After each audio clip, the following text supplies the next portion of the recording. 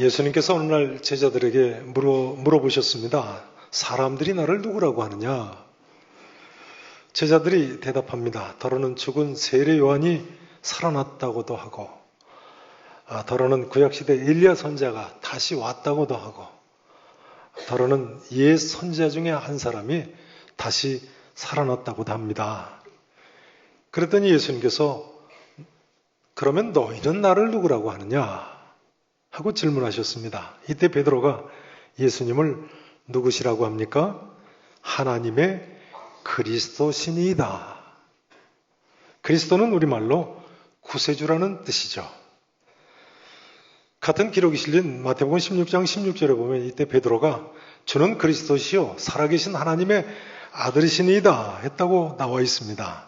이 신앙 고백을 드림으로 베드로는 예수님께 큰 칭찬을 받게 되죠.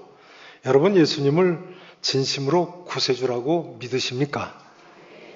예수님은 그리스도, 즉 구세주이십니다. 진실로 믿으실 수 있기를 진심으로 축원합니다. 자, 이제 제가 다음 달이면 은퇴를 하니까요. 오늘은 제가 예수님을 구세주라고 이처럼 믿게 된 간증을 좀 나눠보도록 하겠습니다. 계산교 27년 목회하는 동안 돌이켜보니까 한 10년에 한 번쯤은 제가 믿게 된 간증을 한 것 같은데요. 마지막이니까 한 번 더 해보도록 하겠습니다. 저는 본래 무신론자였습니다.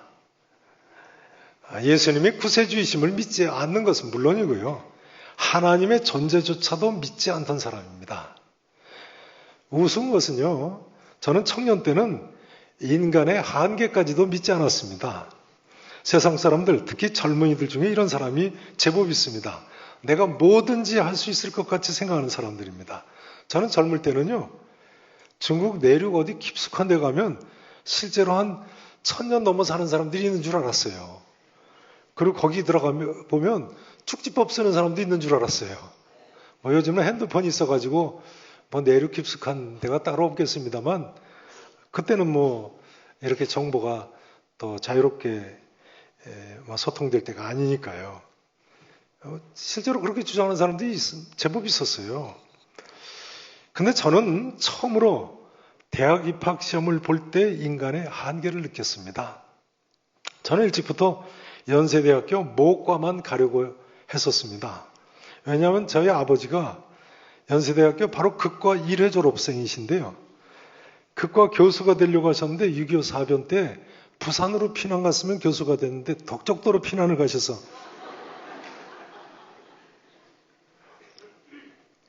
교수가 못 됐다고 그러셔가지고 그럼 내가 장남이니까 아버지 대신 그 대학 극과 교수가 되겠다고 했어요.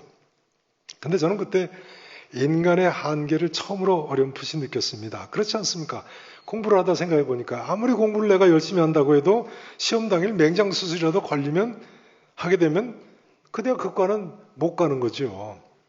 그 대학 극과를 가지 못하면 극과의 교수가 되기가 어려운 거죠. 여러분, 하나님을 믿으려면요. 먼저 인간의 한계를 인정할 수 있어야 합니다. 아무튼 근데 또 첫 해 떨어졌어요. 그래서 다시 그 대학 극과에 들어가려고 재수를 했습니다. 왜냐하면 그때 저는 극과에 들어가는 것이 제 유일한 인생의 목표였으니까요. 재수라도 해야 되지 않겠습니까? 마침내 재수를 해서 원하던 과에 들어갔습니다. 뭐 재수하다가 원하던 과가 좀 바뀌었습니다만. 근데 입학 신체 검사에서 폐결핵에 걸린 것이 발견이 됐습니다. 조건부 입학이라는 것이 됐습니다. 조건부 입학이라는 것은 1년 동안 결핵을 치료해 봐서 고치면 입학을 허락해주고 못 고치면 입학이 취소되는 그런 제도입니다. 그런데 휴학 기간에 뭐 기를 쓰고 고치려고 노력을 하지 않았겠습니까? 근데 여름방학이 문제였어요. 여름방학 때 고등학교 때 친구들이 놀러 가자고 하는데 그때 참았어야 되는데 바닷가에 가서 한 달 가까이 살면서 놀았거든요. 병이 더 악화가 됐어요. 가을이 됐는데 의사 선생님이 오른쪽 폐 상엽을 수술해 떼내지 않으면 입학을 시켜줄 수 없다고 그러시는 거예요. 딜레마에 빠졌습니다. 수술하고 극과에 들어가느냐 아니면 수술을 안 하고 다시 입학시험을 보느냐. 왜냐하면 당시 저의 인생의 유일한 목표가 그 대학 극과 교수가 되는 거니까요. 저울질을 시작했습니다. 수술을 해야 하는가 하지 말아야 좋은가. 근데 수술을 하면 제일 문제가 되는 것이 수술하다가 죽는 거더라고요. 그렇지 않습니까? 수술하다 죽으면 뭐 대학 교수고 뭐고 다 소용없는 것 아니겠습니까? 근데 수술하지 않으면 다시 입학시험을 봐야 되는데, 그렇지 않아도 공부하다 병 났는데 더 악화되면 어떻게 되겠어요? 어차피 고쳐야 들어가지 않겠어요? 우습게도 저는 그때 인간으로서 확실한 한계를 깨달았습니다. 인간이 참 어리석죠. 여러분이 만일 저라면 어느 쪽을 택하시겠습니까? 수술을 하시겠습니까? 아니면 수술을 안 하시고 다시 입학시험을 보시겠습니까? 무엇보다도 너무너무 죽고 싶지가 않았습니다. 정말 죽고 싶지가 않더라고요. 공부하다 죽게 됐는데 죽으면 다 아무 소용없는 거 아니겠어요? 의사 선생님이 수술을 해야 되겠다고 하던 그날에 신천 세브란스 병원에서, 저희 집이 그때 정릉이었어요. 정릉으로 8번 버스 타고 가다가 북한산 북악터널 지나갔잖아요. 북악터널 앞에서 내렸어요. 내려가지고 혼자 북한산에 너무 울고 싶어서 올라갔어요. 올라가 보니까 또 누가 들을까봐 소리내서도 울지 못하겠더라고요. 이 세상에는 실컷 울고 싶어도 소리내서 울 때도 마땅치가 않더라고요. 그래서 제가 계산교 27년 전에 부임하면서 개인 기도실을 만들어 놨습니다. 우시고 싶은 분은 여기 와서 실컷 울면서 기도하시라고. 김은성 목사님, 개인 기도실 없애지 마세요. 그 중요한 데입니다. 그 울고 나서 이제 북한산에서 걸어 내려오는데요. 흙을 밟기도 황송하다는 생각이 드는 거예요. 왜냐하면 뭐잖아, 내가 이 흙이 될지도 모른다. 그런 생각이 드니까 흙을 밟고 걸어 내려오는 게 황송하다는 생각이 드는 거예요. 생각해보면요, 소망 없이 사는 세상 사람들은 참 불쌍합니다. 그렇게 울면서 그냥 허무하게 한줌 물그러 돌아가는 것이니까요. 얼마나 불쌍합니까? 도무지 결정을 못 하겠더라고요. 불가능이 없다고 하던 내가 어떻게 하는 것, 그것도 분별을 못 하겠으니 참 인간이 유한한 존재죠. 저는 도저히 결정을 할 수 없어서 저희 아버지한테 결정권을 넘겼습니다. 어머니한테 그랬어요. 아버지께서 저를 낳아주셨으니까 아버지가 하라고 하시는 대로 하겠다고. 그것도 지금 생각해보면 참 불효죠. 부모님 가슴이 얼마나 미어지셨겠어요. 만일 수술하라고 하셨다가 제가 죽으면 그 부모님 어떻게 사시겠어요. 마침내 아버지가 여기저기 알아보시더니 수술하는 게 좋겠다고 하셔가지고 1973년 11월 28일 날 새벽에 세브란스 병원에 수술실에 들어갔습니다. 근데 저를 수술실로 눕혀서 밀고 들어온 사람들이 다 나가고 수술하는 의사팀이 들어오기 직전인데요.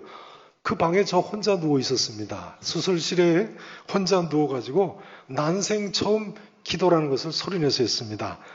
평생 처음 꼭 3마디 기도를 했습니다. 이렇게 기도했습니다. 하나님, 어쩌면 조금 후에 뵙게 될지 모르겠습니다. 하지만 살고 싶습니다. 저를 살려주시면 하나님만 위해 살겠습니다. 이 소리가 제 귀에 들리는 거예요. 꼭 3마디만 소리내서 기도했어요. 당시로는 아주 큰 수술이었습니다. 한 10일 정도 아프다가 조금 나아서 이제 일기장 한 페이지에 이렇게 크게 꼭 한 줄을 썼습니다. 하나님 아버지 감사합니다. 떨리는 손으로, 어디서 하나님 아버지라고 부르는 걸 배웠는지 모르겠어요.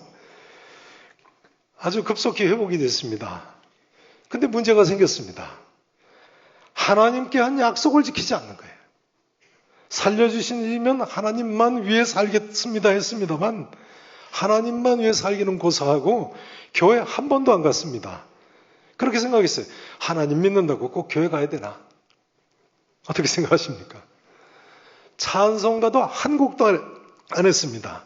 전에 어디서 보니까요. 한 남자분이 이렇게 정자세를 하고 앉아가지고 자기 무릎을 두들 이렇게 쳐가면서 내 주를 가까이 뭐 지그시 눈을 감고 하는데 그런 거 하면 안 되겠더라고요. 자기 체면 거는 것 같더라고요. 기도하는 것은 좀 해도 괜찮을 것 같은데, 특별히 식사 기도를 해야 될 것 같은데, 왜냐하면 제가 농사를 지은 사람이 아니니까요. 식사 기도는 좀 해야 될 것 같더라고요. 근데 하여간 식사 기도라는 것이 그렇게 힘든 건지 그때 처음 알았어요. 분명히 내가 기도하려고 했는데 먹고 앉아있더라고요. 제 멋대로 믿으려고 그러는 거죠. 성경도 좀 읽으려고 했는데요. 구약 성경은 읽을 생각도 못하고 영어 공부를 좀 할까 하고 머리맡에 놔뒀던 기도원 성경, 이 성경입니다. 이 기도원 성경 영한 대조역을 읽으려고 제가 아직까지 가지고 있어요. 했는데 하여간 누가 누구를 낳고 누가 누구를 낳고 하는데 첫 페이지만 보면 그렇게 졸릴 수가 없는 거예요. 나중에는 자야 하는데 잠이 안 오면 옆으로 누워가지고 이 성경책을 이렇게 보면 뭐 틀림없이 잠이 듭니다. 저도 왜 그랬는지 모르겠어요. 놀랍게도 제가 회심한 대학 2학년 6월까지 1년 반 동안 마태복음 1장 반장을 못 넘어갔어요. 혹시 요즘 성경을 읽어도 난 도무지 무슨 뜻인지 모르겠다 하시는 분들 저를 보고 희망을 가지시기 바랍니다. 길이 있습니다. 그런데요, 수술 후유증이 찾아왔습니다. 오만 군데가 다 아픈 거예요. 위도 펄펄 뛸 정도로 며칠 아프고 간도 아픈 것 같고 하여간 그때 병이란 병은 제가 다 알아본 것 같아요. 그래서 지금도 어떤 분이 병명만 이야기하면 증세를 거의 다 말할 수 있습니다. 얼마나 힘드신지 제가 알 수 있을 것 같아요. 그런데 정말 심각한 문제는요, 점차 의심이 들기 시작하는 거예요. 나를 과연 하나님이 살려주신 것인가? 그 수술을 한다고 모든 사람이 다 죽는 건 아니지 않는가? 어떻게 그럴 것 같지 않으십니까? 합리적인 생각이죠. 나중에는 몸이 계속 아프니까요. 괜히 수술했구나 이런 생각이 드는데 그때는 낭패감이 들더라고요. 다시 이거 떼냈으니 붙일 수도 없고. 점차 수술하라고 하시는 아버지까지 원망스러운 생각이 들었어요. 결정을 내가 못 내리게 돼서 아버지한테 결정권을 드렸는데 사람이요. 참 일이 안 되는 듯 싶으면 다른 사람 원망부터 하더라고요. 그러면서 1년 반이 지나서 1975년이 됐습니다. 대학 2학년 때인데요. 4월 초부터 벼랑간 고열이 나기 시작하더니 설사가 나는 거예요. 2달간이나 계속됐어요. 낮에는 그래도 열이 좀 떨어져가지고 약을 먹으면서 참고 간신히 학교를 가서 강의 듣고 옵니다. 뭐 대학 강의라는 게 일주일에 불과 며칠 가는 거고 하루에 뭐 한 2-3시간 가는 거니까요. 근데 밤마다 열이 얼마나 심한지요. 저는 그렇게 열이 심한 경우 지금까지 거의 본 적이 없습니다. 밤만 되면 열이 나서 옷을 다 벗고 죄송합니다. 팬티만 입고 찬물을 마셔야 돼요. 그리고 선풍기 트는데 그러면 즉시 다시 추워져서 와들와들 떠는 거예요. 그럼 또 다시 얼른 내복 꺼내서 입고 겨울옷 입고 소음 이불을 덮고 뜨거운 물을 마세요. 그럼 또 다시 즉시 더워가지고 또 다시 벗는 거예요. 2달을 그렇게 아픈데 정말 못 살겠더라고요. 제가 아프다는 소식을 듣고 시골에 계신 할머니가 올라오셨어요. 제가 안방에서 할머니하고 어머니 앉아 계신데 일어서서 그랬습니다. 이렇게 사느니 차라리 죽는 게 낫겠다고. 이렇게 사느니 차라리 죽는 게 낫겠다. 수술하고는 하나님 아버지 감사합니다 하던 사람이 너무 아프니까 그렇게 변하더라고요. 근데 놀라운 사실은요. 그렇게 아팠는데 한 번도 하나님께 고쳐달라고 기도를 하지 않았다는 거예요. 한 번도 기도를 안 했어요. 2달간을요. 지금 생각해보면 참 놀랍습니다. 왜 그럴까요? 하나님께 의지하지 않고 인간 의술만 의지했습니다. 동네 약국에 가서 약 줘다 먹다. 그 약이 안 듣는 것 같으면 또 옆에 다른 약국에 가서 약 줘다 먹고. 안 나으니까 동네 병원에 갔어요. 신림동, 그때는 신림동으로 이사 가서 살았어. 이봉화 외과라는데 가니까 그러는 거예요.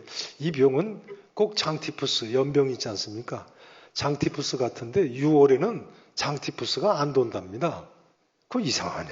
그러면서 해결책을 못 찾아요. 도저히 못 참게 돼서 수술한 신촌 세브란스 병원에 찾아가서 검사를 했습니다.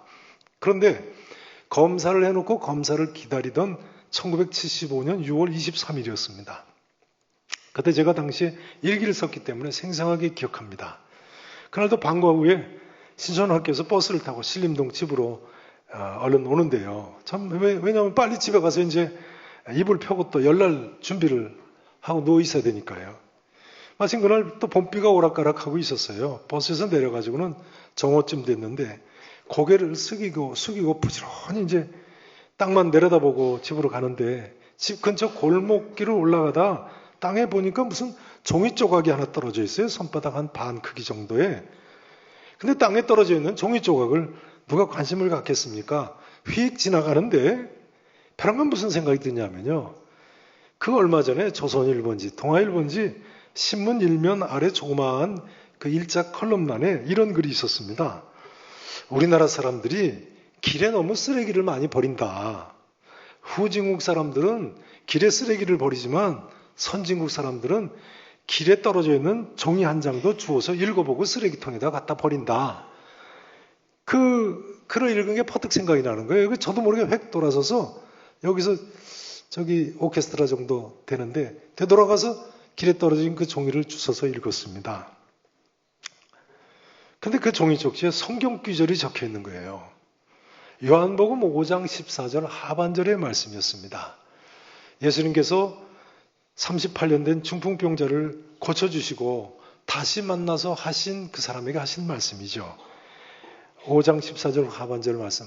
한번 제가 말씀드리겠습니다. 한번 따라서 해보시죠. 보라, 네가 나았으니 더 심한 것이 생기지 않게 다시는 죄를 범치 말라. 뭐 길에 떨어져 있는 종이 쪽지를 뭐 그렇게 자세히 읽어보겠습니까? 휙 읽어보니까 이상하다는 생각이 드는 거예요. 그 두 번째 다시 또 휙 읽어봤어요. 꼭 나한테 하는 소리 같아요. 그러면서 내가 나았나? 이런 생각이 드는 거예요. 근데 동시에 무슨 생각이 퍼뜩 드냐면요. 아니야. 이건 아마 나한테 하는 말이 아니고 어떤 교회 전도사님이나 장로님이, 목사님은 왜 또 뺐는지 모르겠어요. 어떤 전도사님이나 장로님이 교회에 아픈 사람한테 써다 주려고 써가지고 가다가 떨어진 걸 거야. 그렇게 생각이 드는 거예요. 길을 쓰려고 안 만들려고 하는 거죠. 그런데 후에 생각해 보니까요. 그때 하나님께서 저를 보세요. 이렇게 저를 내려다보고 계신 것 같더라고요. 근데 그게 사실 아닙니까, 여러분? 하나님께서 불꽃 같은 눈으로 우리를 감찰하시지 않습니까? 그날 밤이 됐습니다. 근데 이상하게 열이 안 나는 거예요. 설사도 멈춰버렸어요. 자, 이상하죠. 2개월 동안이나 계속되던 열과 설사가 왜 안 납니까? 근데 제가 그날 밤에 집안에서 왔다 갔다 하면서 혼자 뭐라고 중얼거리냐면요. 왜 열이 안 나지? 열이 안 나지? 이상하네. 그럴 리가 없어. 그럴 리가 없어. 그러면서 뭐라고 그러냐면요. 내일은 열이 날 거야. 내일은 열이 날 거야. 그 다음 날이 됐습니다. 근데 또 열이 안 나는 거예요. 근데 제가 미칠 것 같더라고요. 이런 생각이 들었습니다. 차라리 열이 났으면 좋겠다. 차라리 열이 났으면 좋겠더라니까요. 그렇게 열 때문에 고생하던 사람이요. 인간이 참 기가 막힌 죄인입니다, 여러분. 인간은 어떻게든 하나님 살아계신 것을 받아들이지 않으려고 합니다. 완악한 모습이죠. 저는 그래도 어쩌다 몇 번이라도 식사 기도는 했습니다. 1년 반 동안 제 생각에 한 너댓 번 한 것 같아요. 그 중에 반은 또 밥 먹다가 한 거죠. 밥 먹으면서. 나는 하나님 믿는다고 생각했었어요. 근데 왜 하나님의 실제하심과 역사하심을 그렇게 받아들이기를 싫어하는 거예요? 사실은 모든 인간이 하나님 실제로 존재하는 것을 원치 않습니다. 그러나 여러분, 우리가 원하든 원치 않든 하나님은 실제로 존재하십니다. 하나님 살아계세요. 하나님 분명히 살아 역사하신 줄로 믿으시기 바랍니다. 그리고 우리 같은 죄인들을 위해서 은혜를 베푸셨다니까요. 아무튼 도저히 못 참겠어요. 그래서 당시 저희 집에 유일하게 교회 열심히 나가던 식구가 작은 누이였는데요. 제 방에서 작은 누이를 좀 보자고 그랬습니다. 그래가지고 작은 누이 앞에 제가 이제 책상에 이렇게 기대 서가지고 이야기를 하는 거예요. 난 어제 참 이상한 일이 있었네. 저기 저 골목길 있잖아. 그 골목길 자초지종을 이야기를 했어요. 근데 그 종이에 뭐 보라 내가 나았으니 뭐 어쩌고 이런 내용이 있었는데 뭐 제가 그 성경 구절을 자세히 기억을 못하는 거죠. 그런데 어제부터 열이 안 나네. 그러니까 저희 누이가 깜짝 놀라서 저한테 뭐라 그러냐면요. 잘 들어보세요. 야 태일아, 너는 내가 곁에서 보기에 하나님이 자기가 살아계신 것을 너한테 알게 하시려고 그렇게 그러시는데 왜 그걸 모르고 그러니? 그러는 거예요. 근데 그 순간 제가 마치 전기에 감전된 것 같더라고요. 그때 저희 누이가 아마 그 내용이 요한복음인가 어디 있을 거야 그러는 거예요. 그래서 즉시 제가 이 머리맡에 뒀던 이 성경이죠. 기도원 성경을 가지고 급한 마음에 요한복음 1장 1절부터 보라만 찾는 거예요. 근데 마지막 21장 마지막 절까지 봤는데 보라로 시작하는 구절이 없어요. 이게 후반절부터 나오는 단어 아닙니까? 아마 1시간 이상 찾았을 거예요. 마침내 찾고 보니까 요한복음 5장 14절 하반절 맞습니다. 그날부터 제 삶이 바뀌었습니다. 처음으로 주일이 기다려졌습니다. 주일 오전 집 바로 위에 있는 교회 나갔습니다. 나중에 보니까 저희 뒷집 바로 위에 축대 위에 교회가 있더라고요.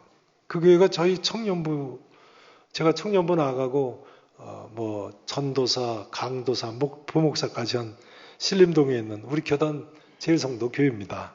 그래서 제가 합동교단 목사가 됐죠. 성경을 읽기 시작했어요. 근데 이제는 마태복음 1장을 넘어가도 졸립지가 않은 거예요. 저는 그때부터요, 모든 성경 말씀은 제가 길에서 주워 읽던 바로 그 말씀과 똑같은 살아계신 하나님의 말씀으로 생각하고 있습니다.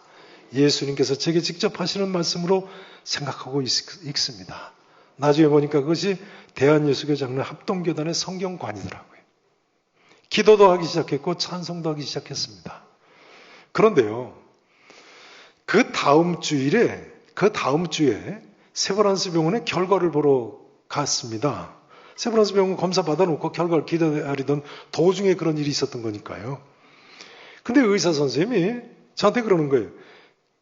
검사 결과 이상이 없는데? 이상이 하나도 없는데? 그러는 거예요. 그래서 제가 저거 열나고 아플 때 검사했는데요? 그러니까 안 아프면 됐지. 이상하죠. 정말 놀라운 것은요, 그 은혜 받던 날부터 열이나 설사는 물론이고 그렇게 고생하던 모든 병들이 다 씻은 듯이 났는데요. 무려 몇 년 동안이나 감기 한 번 걸리지 않는 거예요. 야, 감기 한 번 안 걸리니까 그렇게 좋을 수가 없어요. 그렇게 아프던 제가 말이죠. 그건 또 다른 기적이었습니다. 5년 이상 지난 후에도 사실상 특별한 일이 있을 때만 아프려고 그러더라고요. 5년 반 만에 신학교를 총신신대원이죠. 2달 다녔는데 1980년 4월에 신학교가 싸워가지고 휴교하고 둘로 나뉘게 됐습니다. 연말에 가서. 근데 휴교한 직후에 바로 1980년 5월에 무슨 사태가 있었습니까? 광주 민주화운동이죠. 그래서 전국의 모든 대학들이 다 휴교를 했어요. 그래서 공부를 안 하니까 제가 다니던 연세대학교 대학원에 되돌아가서 다시 전공하던 논문을 썼습니다. 그 논문을 마칠 때가 되니까 전남대학교에 교수 자리가 났다고 내려오라고 그러는 거예요. 그래서 전남대학교 전임으로 내려가려고 하니까 도저히 못 내려가게 또 아프기 시작하는 거예요. 그래서 제가 뭘 했을까요? 회개했죠. 네. 다시는 뒤를 안 돌아다보게 됐습니다. 여러분, 하나님은 참으로 살아계십니다. 하나님은 참으로 살아 역사하시는 분이세요. 그뿐만 아니라 예수님은 하나님의 아들 구세주이세요. 이 자리에 계신 모든 분들께서 이 사실을 믿으실 수 있기를 진심으로 축원하겠습니다. 이제 예수님을 이처럼 그리스도라고 고백하는 제자들에게 예수님께서는요, 21절에 보시면 이 말을 아무에게도 뭐 하지 말라고 경고하세요? 뭐 하지 말라고요? 아무에게도 이르지 말라고요. 아니, 예수님께서 왜 제자들에게 당신이 그리스도이심을 아무에게도 이르지 말라고 하셨을까요? 왜 그랬을까요? 한마디로 아직 때가 아닌 것입니다. 제자들은 이때까지도 오늘 보면 앞에 내용이 무슨 내용입니까? 보리떡 5개와 물고기 2마리 가지고 예수님이 수천 명을 먹이는 기적을 일으키셨거든요. 그러니까 예수님이 구세주로구나 그렇게 고백은 합니다만 그 구세주가 고난을 통한 구원을 베푸실 것을 전혀 모르고 있었던 거예요. 그래서 본문 22절에 보시면 예수님이 비로소 이때부터 당신이 많은 고난을 받고 장로들과 대제사장들과 서기관들에게 버림받아 죽임을 당하고 제3일에 부활하실 것을 제자들에게 비로소 가르치십니다. 같은 기록이 실린 마태복음 16장 21절에 보면 이때로부터 제자들에게 비로소 가르치셨다고 기록하고 있어요. 그래서요, 예수님이 그리스도이심을 가르치는 단계가 있고, 두 번째 단계는 이 예수님이 왕으로 오시는 그리스도가 아니고 구세주, 고난의 그리스도이심을 가르치는 단계가 있다고 합니다. 그래서 예수님께서 당신이 그리스도이심을 지금은 아무에게도 이르지 말라고 명령하시는 거예요.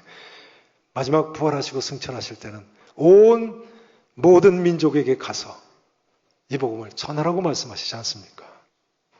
아무튼 예수님께서는요, 이 말씀 그대로 많은 고난을 받으시고 십자가에 그처럼 돌아가시고 제3일 만에 살아나셨습니다. 이 자리에 나오신 모든 분들이 이 사실을 진심으로 믿으실 수 있기를 진심으로 축원합니다. 이제 중요한 점은요, 23절 이하에 보시면 예수님께서 제자들에게도, 누구에게도요?